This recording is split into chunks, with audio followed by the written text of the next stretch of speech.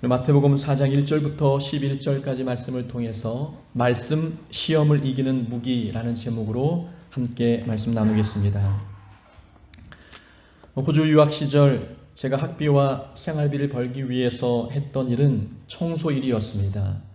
병원, 오피스, 아니면 사업처, 아니면 가정 돌아다니면서 청소 일을 하면서 이제 돈을 버는 거지요. 청소는 투자한 시간에 비해 소득이 많기 때문에 공부하는 학생들에게 인기 있는 직종이었습니다. 결혼하지 않은 사람들은 하루에 3시간 또는 4시간 일을 하면 생활비를 벌 수 있었고, 저는 5 식구가 함께 살아야 하기 때문에 생활비와 학비를 벌기 위해서는 하루에 7시간, 8시간 이상의 일을 해야만 했습니다. 청소일 중에서 가장 사람들이 꺼리는 청소가 있습니다. 3가지 일이 있는데, 하나는 맥도날드 청소, 그리고 헬스장 청소, 그리고 마지막은 이마트와 같은 대형마트를 청소하는 일이었습니다. 맥도날드는 유리가 많아서 힘듭니다. 전면이 다 유리로 되어 있기 때문에 닦는 것이 보통 힘든 일이 아니고, 바닥에 떨어져서 굳어버린 아이스크림을 제거하는 일도 매우 어려운 일이었습니다. 또 주방의 바닥은 기름기가 많기 때문에 그 기름을 다 제거하는 일도 매우 어려운 일이었죠. 그래서 많은 사람들이 맥도날드 청소를 꺼려합니다. 헬스장은 운동기구가 많습니다. 그 수많은 운동기구를 손걸레로 다 닦아야 하기 때문에 그 일도 만만치가 않는 일이죠. 대형마트 청소는 이 공간이 우선 넓기 때문에 그 넓은 공간을 다 마대질하기 위해서는 어깨가 무너져 내릴 때가 많습니다. 마포걸레질을 처음부터 끝까지 전층을 다 하다 보면 날개 축지 근육이 파괴되는 일들도 종종 발생합니다. 이 3가지 일 중에서 제가 했던 일은 헬스장 청소와 맥도날드 청소하는 일이었습니다. 헬스장 청소는 밤 12시에 들어가서 청소를 시작하면 새벽 4시에 나와야만 했습니다. 참으로 어려운 일이었지요. 일주일 내내 하루도 쉬지 않고 일을 해야 했고, 대체 인력이 없었기 때문에 몸이 아파도 약을 먹어가며 일을 해야만 했습니다. 그러다 보니 몸이 축나기 시작했습니다. 공부는 공부대로 해야 하고 일은 일대로 해야 하기 때문에 잠을 줄여가며 공부할 수밖에 없는 상황이 되다 보니 시간이 지날수록 몸은 점점 건강이 나빠져 갔습니다. 어깨와 날개 축지 근육이 좀 굳어지고 잘 움직여지지 않았습니다. 비가 오기 전날에는 온몸이 쑤실 정도로 아파왔습니다. 이제는 결국에는 이 마포걸레 자루를 들기조차 어려운 지경이 되었지요. 일을 포기해야만 할까? 어떻게 할까 고민이 되었습니다. 일을 포기하자니 생활비와 학비가 걱정이 되었습니다. 이 고난을 어떻게 헤쳐나갈까 고민하다가 내린 결론이 있습니다. 운동을 시작해보자 라는 것이었습니다. 헬스장을 청소만 했지 거기에 있는 수많은 운동기구를 한 번도 사용해보지 못했는데, 일을 마치고 난 뒤에 그 운동기구를 사용해서 한번 운동을 시작해보자 생각했습니다. 일찍 청소를 마치고 혼자 30분 내지 1시간을 운동을 했습니다. 팔 운동, 등 운동, 어깨 운동, 허리, 다리, 온몸을 다 운동했습니다. 며칠이 지나자 온몸에 근육이 붙기 시작했고 힘이 생기기 시작했습니다. 근력이 붙고 힘이 생기자 마포걸레 자루 드는 것 1도 아니었습니다. 또 그 무거웠던 짐을 드는 것도 가볍게 느껴졌고, 수많은 일들, 그 오랜 일들을, 엄청난 일들을 감당해내는 것도 무척 수월해졌습니다. 그때 깨닫는 것이 있지요. 일이 힘든 게 아니었구나. 일을 감당할 수 있는 힘이 나에게 부족한 것이었구나라는 것을 깨닫습니다. 저는 일이 힘들어서 힘든 줄 알았습니다. 그러나 나에게 힘이 부족했던 겁니다. 힘이 약하다 보니까 일이 무겁게 느껴졌던 것이지 일 자체는 중요한 것은 아니었습니다. 힘을 기르면 해결되는 일이었는데 사람이 일이 힘들다고 일을 포기하려고 하는 마음들이 있었던 것입니다. 사람들은 신앙생활을 하며 고난을 만납니다. 그 고난의 무게가 무거우면 신앙생활을 포기하려고 하지요. 그러나 고난의 무게가 무거워서 힘든 것이 결코 아닙니다. 우리에게 힘이 부족해서입니다. 믿음이 부족하고 영적 힘이 부족하기 때문에 고난의 무게가 버겁게 느껴졌던 것입니다. 같은 고난을 만나도 누구는 이겨내는데 누구는 지지 않습니까? 차이점이 무엇입니까? 고난을 이기는 힘이 있느냐 없느냐에 달려 있는 것이었습니다. 목회를 하다 보면 힘든 일을 많이 겪습니다. 마음이 어려운 일들을 많이 겪게 되지요. 그때마다 그 과거 청소했던 그 사건을 회상합니다. 일이 힘든 게 아니다. 내게 견딜 만한 영적 힘이 부족한 것이다. 이 말을 마음속에 간직하고 되새깁니다. 일이 힘든 게 아니야. 나에게 힘이 부족한 거야. 이 말을 마음속에 간직하고 사역하다 보면은 힘든 일도 넘어설 수 있을 때가 참 많습니다. 제가 부교육자로 사역했던 교회를 보면 어떤 교회에서는 8년을 사역했고 어떤 교회는 5년을 사역했습니다.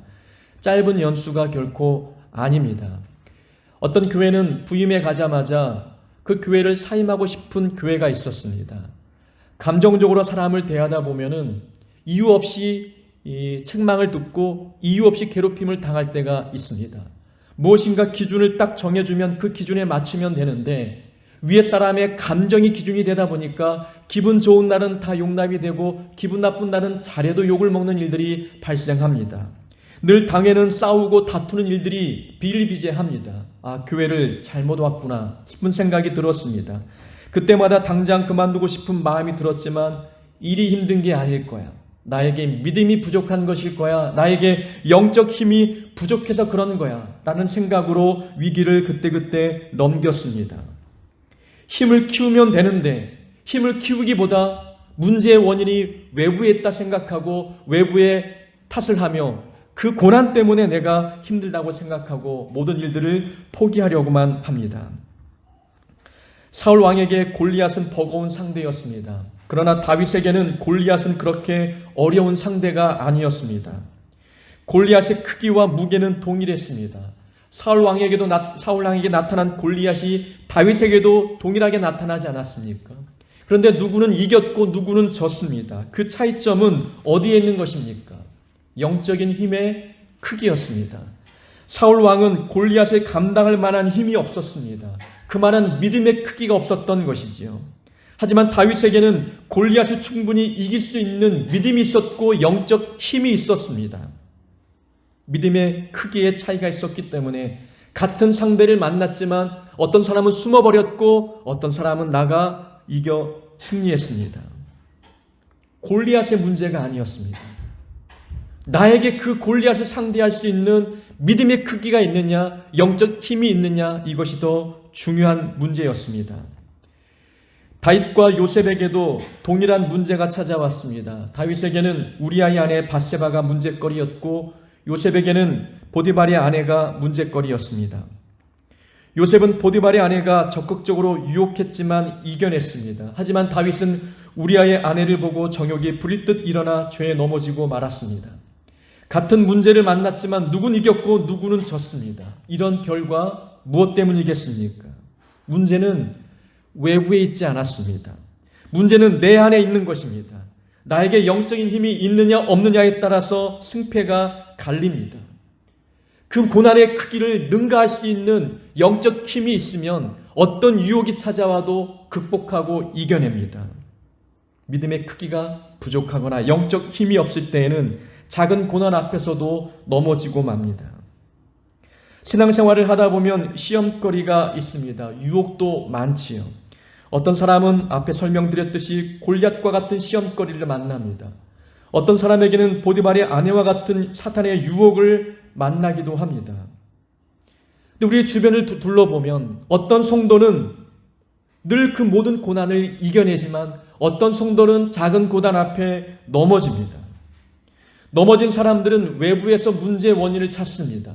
목사님 때문에, 장로님 때문에, 아무개 권사님 때문에 내가 교회를 갈 수가 없어 라고 외부 환경에서 문제의 원인을 찾습니다. 자신에게 영적 힘이 없어서 넘어졌다는 것을 모르는 것이지요. 자신에게 영적 힘이 부족해서 힘든 것이라고 생각하는 사람은 고난이 클수록 힘을 키웁니다. 시험거리가 많을수록 영적 근력을 키우려고 노력합니다. 문제는 외부에 있지 아니하고 나에게 있다고 믿기 때문입니다. 고난이 문제가 아니라 고난을 극복할 만한 힘이 나에게 없기 때문에 내가 넘어지는 것이라고 생각하기 때문입니다. 지혜로운 자는 외부의 환경에서 문제의 원인을 찾지 아니하고 영적 힘이 없는 나에게 문제가 있음을 깨닫고 영적 근력과 힘을 키우기 위해서 노력합니다. 예수님께서 사단에게 시험을 받으셨습니다. 40일 금식을 하시노라. 예수님은 육체적으로 약해 있었습니다. 사탄은 이때를 놓치지 않고 다가가서 예수님을 유혹했지요. 세 종류의 시험을 했지만 예수님은 모두 이기셨습니다. 혹자는 예수님은 하나님이시기 때문에 사단의 공격을 능히 이길 수 있었다라고 이야기합니다. 하지만 예수님은 하나님이기도 하지만 100% 인간의 모습을 입고 이 땅에 오신 분이십니다. 시험을 당하실 때에는 인간의 입장에서 시험을 당하신 것입니다. 예수님이 당한 그 시험은 결코 쉬운 시험이 아니었습니다. 강도가 약한 시험이 아니었던 것이지요. 돌을 떡으로 만들라. 금식하신 예수님에게는 참으로 거절하기 어려운 유혹이었습니다.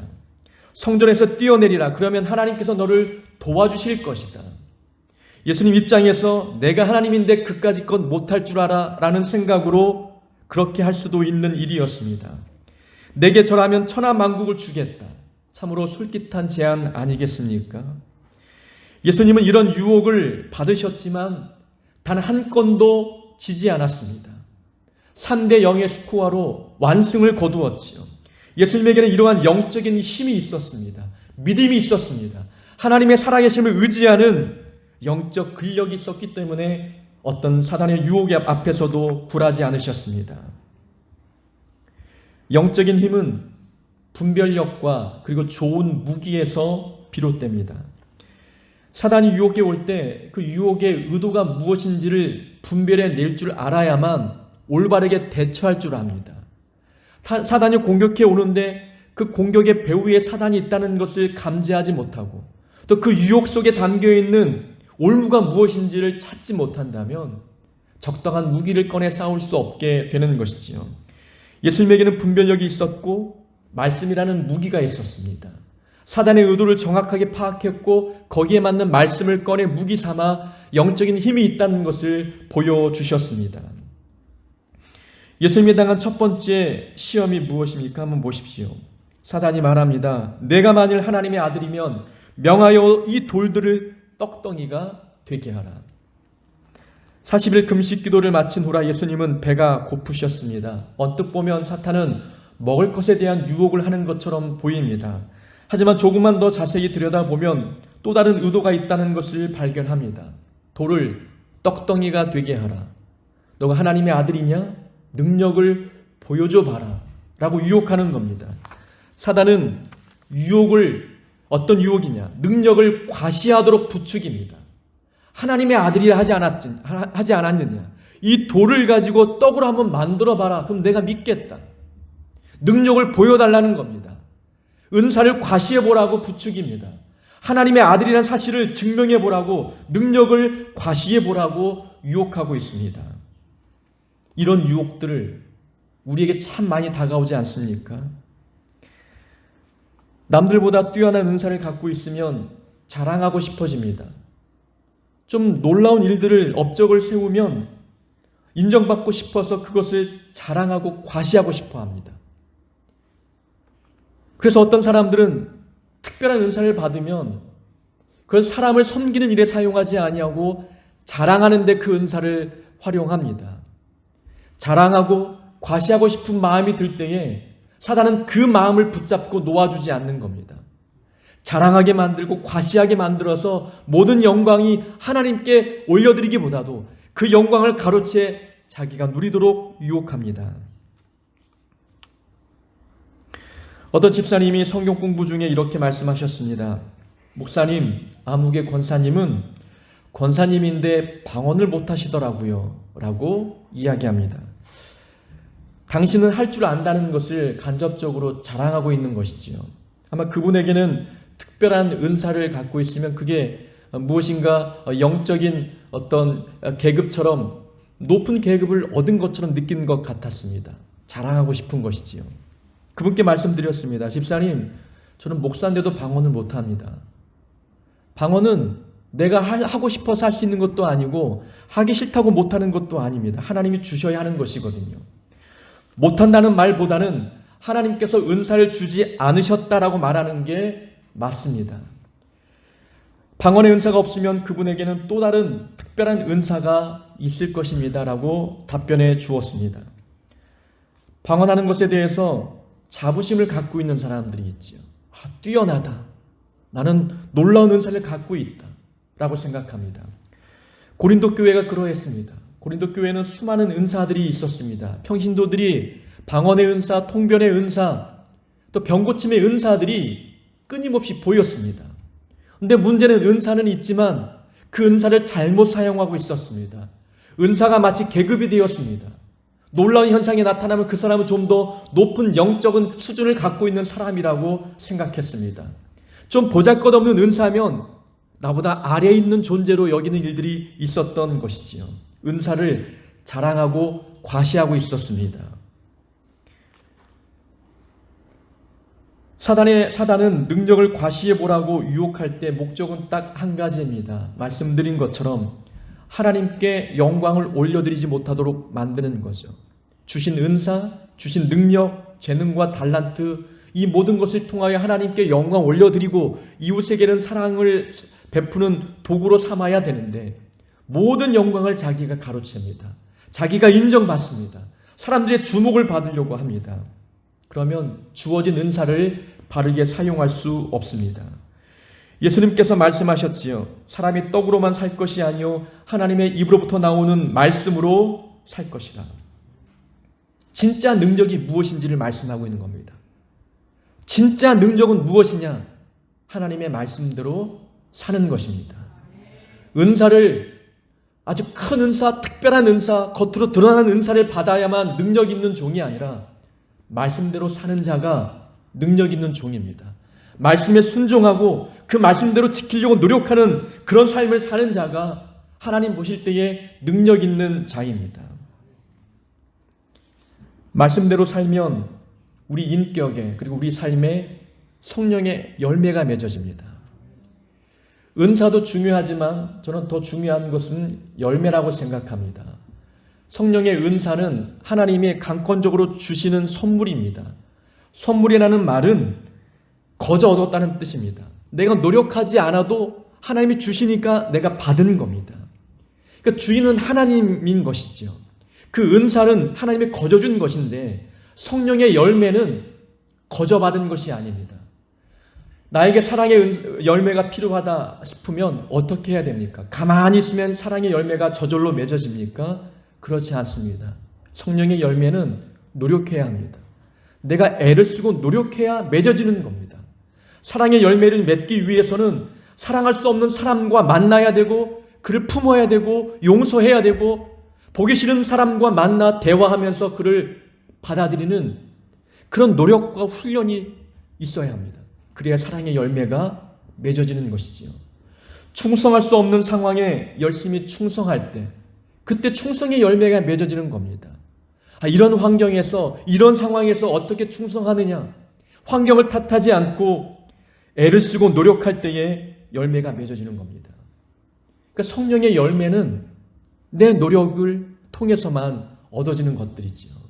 그래서 열심히 성령의 열매를 맺기 위해서 노력하는 사람은 인격이 변하고 성품이 달라지는 겁니다. 열매는 우리의 인격에 맺어지는 것이거든요. 많은 믿는 사람들이 오늘날 믿지 않는 사람들에게 욕을 먹는 이유는 은사가 부족함이 아니라 열매가 부족하기 때문입니다. 은사는 자랑거리로 빠질 위험이 있지만 열매가 많이 맺어진 자들은 열매는 결코 자랑하지 않습니다. 더 겸손해지거든요. 우리를 겸손케 만드는 것은 은사가 아니라 열매라는 것을 기억해야 합니다. 사단의 유혹은 우리 마음을 부추겨서 내가 가지고 있는 은사와 내가 해놓은 업적들을 자랑하게 만듭니다. 우리는 분별력을 갖고 무엇이 더 중요한지를 알아야 되지요. 능력이 진짜 무엇인지를 깨달아야 되는 것입니다. 말씀대로 사는 것이 능력이구나 생각해야 되는 것이고 말씀에 순종함으로 성령의 열매를 맺는 것이 더 하나님 보실 때에 귀하다는 것을 우리는 기억해야 합니다. 그래야 사단의 시험을 이길 수 있게 됩니다. 두 번째 시험이 있습니다. 사단은 예수님을 성전 꼭대기에 데리고 가 뛰어내리라 유혹했습니다. 내가 만일 하나님의 아들이어든 뛰어내리라. 그가 너를 위하여 사자들을 명하시리니 그들이 손으로 너를 받들어 발이 돌에 부딪히지 않게 하리로다. 사단은 하나님의 말씀을 도구 삼아 유혹하고 있습니다.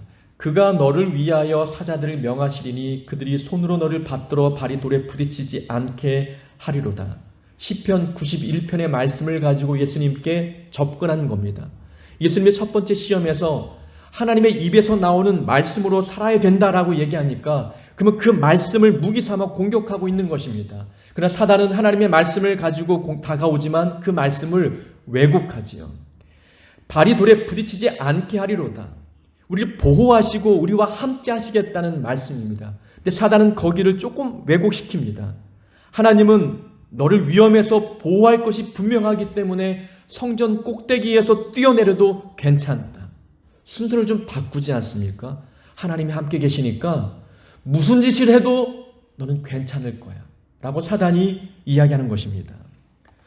성전에서 뛰어내려도 다치지 않는다는 것, 이건 참 기적 같은 일 아니겠습니까? 사단은 유혹하기를 기적을 통해서 하나님이 함께 하는지 안 하는지를 시험해 보라고 유혹하는 거예요. 내가 뛰어내리면 하나님이 기적을 통해서 나를 건져주시겠지? 내가 마음대로 살면 하나님이 나를 사랑하시면 거기서 나를 구원해 주시겠지? 특별한 은혜, 특별한 기적을 기대하게 만듭니다. 그런 기적이 있어야만 하나님은 살아계시고 나와 함께 하시는 분이라는 믿음을 갖게 만드는 것이죠. 반대로 말하면 기적을 체험하지 않으면 하나님의 존재를 의심하게 된다는 겁니다. 하나님의 함께 하심을 믿지 못하게 만드는 거예요. 사단은 그것을 노리고 있는 것입니다. 예수님은 뛰어내리지 않으셨습니다. 하나님이 함께 하시는 것에 대하여 의심하지 않기 때문이에요. 굳이 뛰어내리지 않아도, 굳이 기적을 체험하지 않아도 하나님은 내 편이시고 나와 함께 하신다는 사실을 조금 더 의심하지 않았습니다. 하나님의 함께 하심을 믿는 사람들은 특별한 기적이 없어도 하나님의 존재를 부인하지 않습니다. 근데 사람이 궁지에 몰리면 특별한 기적을 요구할 때가 있잖아요. 하나님 살아계시면 기적을 통해서 나를 이 문제에서 건져달라고 간구할 때가 있다는 겁니다. 근데 한편에서는 기적을 기대했어? 그런데 아무 일도 일어나지 않았잖아. 하나님이 너와 함께 하지 않아. 내 편이 아니야 라고 우리 마음에 사단이 속삭일 수 있습니다. 수요 예배 때 잠깐 고백을 했습니다. 제가 교회를 개척했을 때 돈 문제 때문에 큰 난관에 부딪혔다고 말씀을 드렸지요. 행복하게 목회를 하고 있지만 돈이 필요했습니다. 그래야 건물을 매입하고 건물을 매입해야 쫓겨나지 않을 수 있기 때문이었습니다. 다른 공간을 임대해서 나갈 수 있는 형편도 되지 못했습니다. 그것만 생각하면 잠이 오지 않았고 기도를 해도 기도는 잘 되지 않고 한숨만 나왔습니다. 그때 제 마음에 들었던 느낌이 무엇인지 아십니까? 하나님은 내 편이 아닌가 보다 라는 생각이 가슴 저 밑바닥에서 올라오는 것이었습니다. 하나님은 왜 나를 위해서 일하지 않으실까? 다른 사람들의 간증을 들어보면 이름 모르는 사람이 거액의 헌금을 해서 교회 문제를 해결해 주었다고 고백도 하는데 왜 나에게는, 왜 우리 교회에는 그런 기적과 같은 일이 일어나지 않을까 생각하는 겁니다. 하나님은 왜 침묵하시고 내 편이 되어주지 않을까? 궁지에 몰니 그런 어리석은 생각이 드는 겁니다. 기적을 기대했는데 기대했던 기적이 일어나지 않으면 하나님이 함께 하신다는 사실 자체를 부인하는 겁니다. 의심이 싹트기 시작한다는 것이죠. 참으로 어리석은 모습입니다. 우리는 기적을 통해 하나님의 함께 하심을 시험하지 말아야 합니다. 하나님께서 함께 하시면 무조건 기적이 나타나야 하는가? 그렇지 않습니다. 진짜 기적은 평범한 일상입니다. 평범한 일상이 우리에게는 특별한 기적입니다. 하루 세끼 밥을 먹을 수 있고 잠을 잘 수 있는 공간이 있고 일할 직장이 있고 돌아갈 가정이 있다. 여러분, 이것은 하나님이 은혜를 베풀지 않으면 누릴 수 없는 것들입니다. 특별한 기적인 것이죠. 이스라엘 백성들이 광야길을 걸을 때 40년 동안 옷이 헤어지지 아니하고 신발이 닳지 않았습니다. 구름 기둥과 불 기둥을 보는 기적만이 하나님의 살아계심을 경험하는 것이 아니었습니다. 하늘의 음식인 만나를 먹어야만 하나님의 존재를 믿을 수 있는 것 아니었습니다. 입을 수 있는 옷이 있고 신을 수 있는 신발이 있는 그것만으로도 하나님의 특별한 기적이었던 것입니다. 우리가 사는 인생길도 광야길입니다. 입을 수 있는 옷이 있고 먹을 수 있는 양식이 있고 신발이 있다면 하나님의 특별한 기적을 체험하고 있는 것입니다. 따지고 보면 평범한 일상적인 우리의 삶이 하나님의 특별한 은혜가 부어진 삶이었다는 것을 우리는 깨닫게 됩니다. 너는 나를 본고로 믿느냐? 보지 못하고 믿는 자들은 복되도다. 사람들은 특별한 사건을 봐야만 하나님을 믿습니다.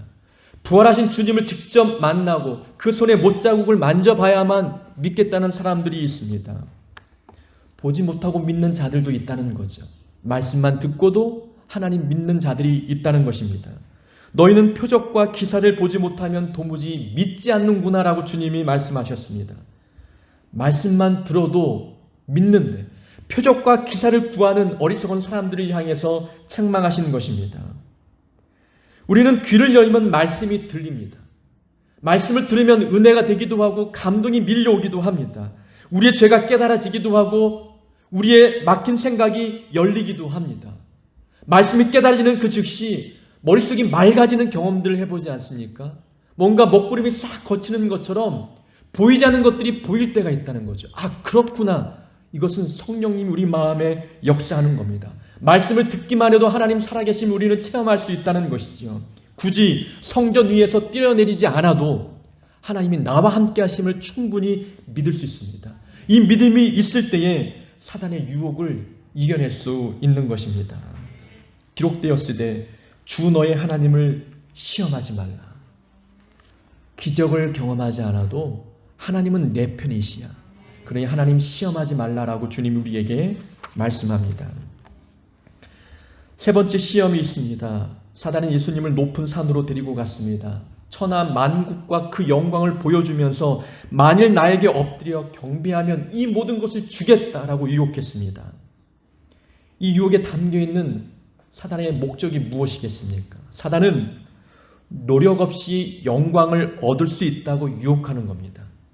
한 번만 절해봐, 다 줄게.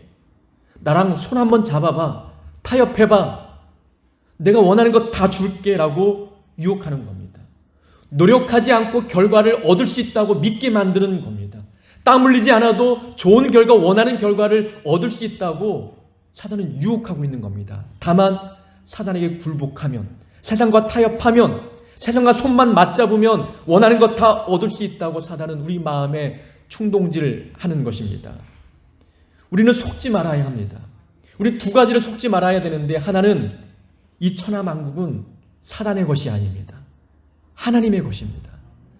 하나님이 허락하셔야만 우리에게 주어질 수 있는 것입니다. 사단이 준다? 여러분, 거짓말입니다. 세상과 타협하면 원하는 것 얻을 수 있다? 거짓말입니다. 하나님만이 우리에게 좋은 것을 허락해 줄 수 있는 분이십니다. 기도하면 필요한 것이 공급해 주십니다. 이 모든 천하만국, 모든 영광은 하나님의 주권 아래 있는 것이기 때문에 하나님이 나에게 허락만 하시면 모든 것을 허락해 줄 수 있는 분이십니다.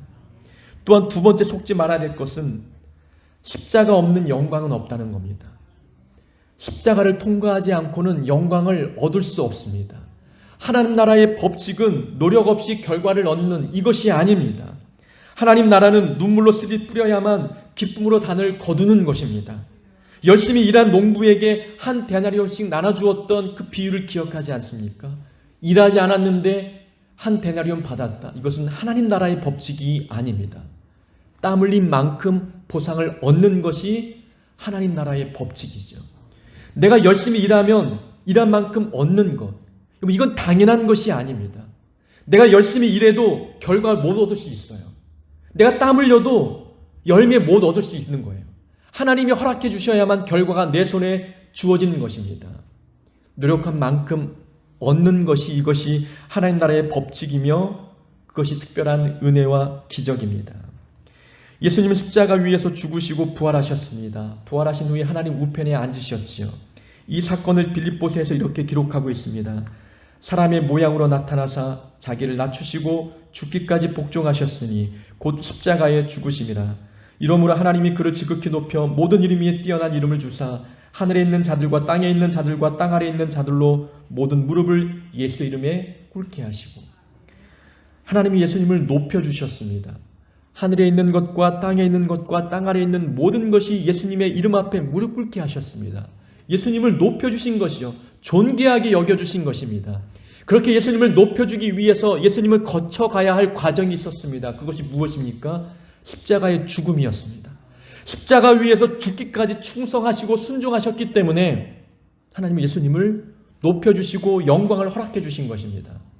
우리가 하나님 안에서 영광을 누리고 싶다면 우리는 거쳐야 할 과정이 있습니다. 십자가입니다. 내가 짊어져야 할 십자가를 지고 가야만 십자가 뒤에 다가오는 영광을 우리가 누릴 수 있는 것입니다. 십자가의 과정을 거치지 않고 영광을 얻겠다? 이거 하나님 나라의 기준도 아니고 법칙도 아닙니다. 세상은 그렇게 우리를 유혹합니다. 뭐하러 십자가죠? 뭐하러 손해보려고 해? 굳이 믿음을 지켜가면서 왜 그렇게 희생당해야 해? 교회 가봤자 상처받게 되지 않는데 왜 가야 해? 라고 우리를 유혹합니다. 그렇게 하지 않아도 원하는 것 다 누릴 수 있는 거 내가 줄게 라고 사단은 우리에게 유혹할 것입니다. 그러나 사단은 줄 수 있는 것이 아무것도 없습니다. 십자가 길을 걷는 자들만이, 좁은 길을 통과한 자들만이 하나님이 주시는 영광을 누릴 수 있다는 것 기억해야 합니다. 그것을 기억할 때 사단의 유혹을 능히 이겨낼 수 있는 힘을 소유하게 됩니다. 예수님에게는 이러한 영적인 힘이 있었습니다. 어떤 시험이 와도 능히 이겨낼 수 있는 믿음이 있었습니다. 예수님에게는 말씀이 있었던 거죠. 모든 영적 힘은 말씀에서부터 나옵니다. 말씀은 영적 무기입니다. 우리의 영적 양식입니다. 그래서 우리는 말씀만 붙들면 담대할 수 있고 그 말씀을 통해서 우리의 약점을 보완하며 사단의 공격을 방어할 수 있습니다. 사단은 보이지 않기 때문에 참으로 무서운 적입니다. 눈에 보이는 적은 피하면 됩니다. 도망가면 되죠. 보이지 않는 적은 어느 순간 피했다 싶은데 또 나타납니다. 우리 마음을 충동질해서 의심이 들게 하고 불안케 하고 두렵게 만듭니다. 어느 순간 마음에 사단이 들어와서 우리 마음에 역사하고 있는 것이지요. 수만 가지의 방법을 통해서 우리를 유혹해 올 때 말씀을 우리가 붙들지 아니하면 언제 어디서 넘어질지 모릅니다. 사단은 우리의 외모를 도구 삼아 우리를 넘어뜨릴 때가 있습니다. 내가 내 자신을 바라볼 때 참으로 부족해 보이고 만족이 없고 내 모습 볼 때 기쁨이 없을 때가 있지 않습니까? 그때는 자존감이 낮아지면서 모든 세상 만사가 귀찮아질 때가 있습니다. 그때 말씀을 붙들어야 합니다. 내가 내 눈에 보배롭고 존귀하며 내가 너를 사랑하였은즉 내가 내 대신 사람들을 내어주며 백성들이 내 생명을 대신하리니. 이사야서의 말씀입니다. 사람들은 내 모습을 참으로 보잘것없다 이야기하지만 하나님은 나를 보배롭게 보십니다. 나를 존귀하게 보시고 나를 너무나 사랑하셔서 내가 죽어야 할 그 자리에 다른 자가 죽게 하시면서 우리를 품어주십니다. 하나님 앞에 내가 보배로운 자다라는 이 말씀을 붙들면 내 모습 이대로를 인정하고 사랑하게 됩니다. 누군가를 미워하려고 하는 마음이 생길 때 우리는 마태복음의 말씀을 붙들어야 합니다. 어찌하여 형제의 눈 속에 있는 티는 보고 내 눈 속에 있는 들보는 보지 못하느냐. 이 말씀을 붙들 때에 형제를 미워하고자 하는 사단의 유혹을 이겨낼 수 있습니다. 미래에 대해서 불안하고 두려울 때가 있습니다. 사람이 마음으로 자기 길을 계획할지라도 그의 걸음을 인도하시는 분은 여호와시니라. 이 잠언의 말씀을 붙들면 미래가 불투명해도 두렵지 않습니다. 내가 가는 걸음 하나님이 인도하실 터이니 하나님이 인도하시는 길이라면 안전하겠구나, 평안하겠구나라는 믿음을 갖게 됩니다. 삶의 형편이 부끄러울 때가 있습니다. 내가 궁핍함으로 말하는 것이 아니니라. 어떠한 형편에든지 나는 자족하기를 배웠노니 내게 능력 주시는 자 안에서 내가 모든 것을 할 수 있느니라. 내 삶의 형편이 가난할 때 거기에 너무 마음을 쓰다 보면 그것이 올무가 되어 사단의 유혹에 넘어질 때가 있습니다. 예수 믿으면서 너의 형편을 봐라, 너의 모습을 봐라, 이게 예수 믿는 자의 모습이냐라고 이야기할 때 우리는 넘어질 수 있다는 거죠. 그때 말씀을 붙드는 겁니다. 내게 능력 주시는 자 안에서 내가 모든 것을 할 수 있다. 내가 궁핍하지만 그러나 이 가운데 자족을 배웠다 라고 고백할 수 있어야 되는 것입니다. 말씀은 이렇게 우리에게 영적 힘을 공급해 줍니다. 믿음을 견고히 세워주는 역할을 말씀이 합니다. 우리에게 담대함도 심어줍니다. 그 말씀은 우리의 방패가 되기도 하고 공격 무기가 되기도 합니다. 좋은 무기 하나 딱 들고 있으면 적군이 두렵지 않습니다. 영적 힘이 이 좋은 무기에서 나오기 때문입니다. 능력을 과시하려는 유혹이 생길 때, 기적을 통해 하나님을 시험하고 싶은 마음이 들려고 할 때, 고난 없는 영광을 바라는 욕심이 생기려고 할 때, 우리는 말씀을 붙들어야 합니다. 말씀을 통해 영적 힘을 공급받아 어떤 시험 앞에서 날마다 승리할 수 있는 자가 되기를 주의 이름으로 축원합니다.